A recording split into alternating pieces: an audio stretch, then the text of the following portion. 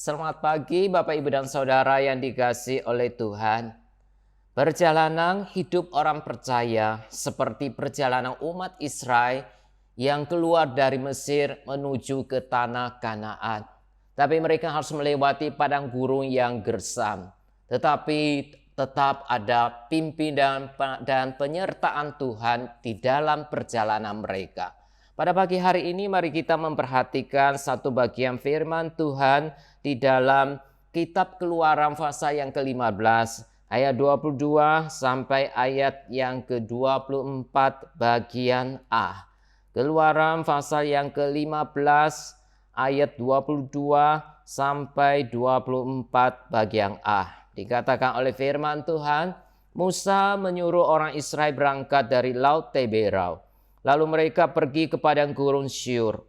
3 hari lamanya mereka berjalan di padang gurun itu dengan tidak mendapat air.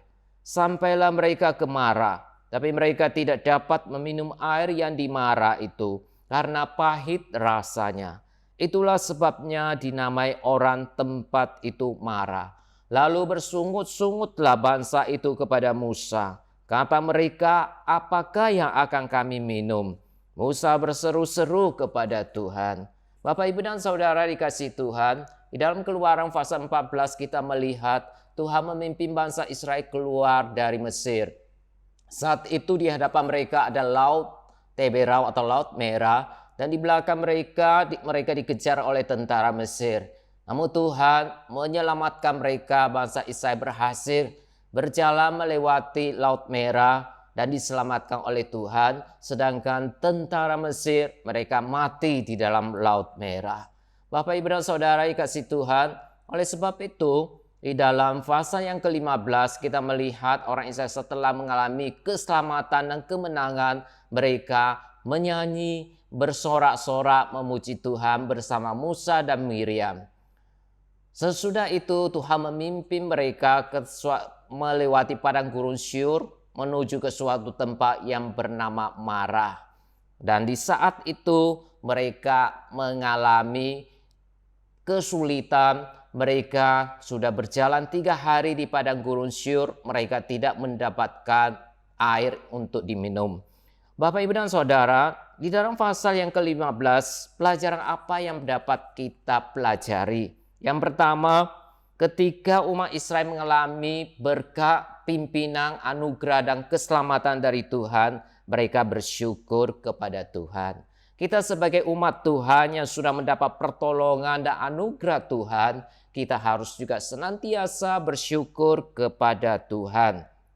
Namun satu hal, ketika mereka sudah terselamatkan, menyeberang ke seberang Laut Merah, di sana mereka memuji-muji Tuhan. Namun Tuhan menyuruh Musa memimpin mereka berjalan menuju ke padang gurun Syur, menuju ke suatu tempat bernama Mara. Artinya Laut Merah, tempat kemenangan mereka, bukanlah tempat tujuan mereka. Sehingga mereka harus tetap berjalan, melanjutkan perjalanan mereka. Ini hal yang kedua. Yang ketiga, dari Laut Merah Tuhan memimpin mereka melewati padang gurun yang gersam. Di sana mereka menghadapi kesulitan. Selama 3 hari mereka tidak mendapatkan air. Sehingga dikatakan oleh firman Tuhan, reaksi mereka adalah bersungut-sungut. Saudara yang dikasihi Tuhan, dalam hal ini memperlihatkan kepada kita betapa cepatnya berubah manusia. Ketika diberkati Tuhan, kita senantiasa bersyukur memuji Tuhan. Pada saat kesulitan datang dalam kehidupan kita, kita juga begitu mudah seperti orang Israel bersungut-sungut kepada Tuhan. Dalam perjalanan yang sulit, yang penuh pergumulan, kita tahu bahwa tetap ada pimpinan Tuhan dan penyertaan Tuhan. Lalu di saat menghadapi pergumulan dan kesulitan, apa seharusnya dilakukan oleh anak-anak Tuhan? Kita melihat ketika mereka menghadapi kesulitan itu, apa yang dilakukan Musa? Di ayat yang ke-24 dikatakan Musa berdoa berseru kepada Tuhan. Sebagai anak Tuhan, ketika perjalanan hidup kita menghadapi pergumulan dan kesulitan, mari kita datang ke hadapan Tuhan, berdoa dan berseru kepada Tuhan. Karena Tuhanlah yang sanggup menolong setiap kita. Tuhan Yesus memberkati Bapak, Ibu, dan Saudara sekalian. Amin.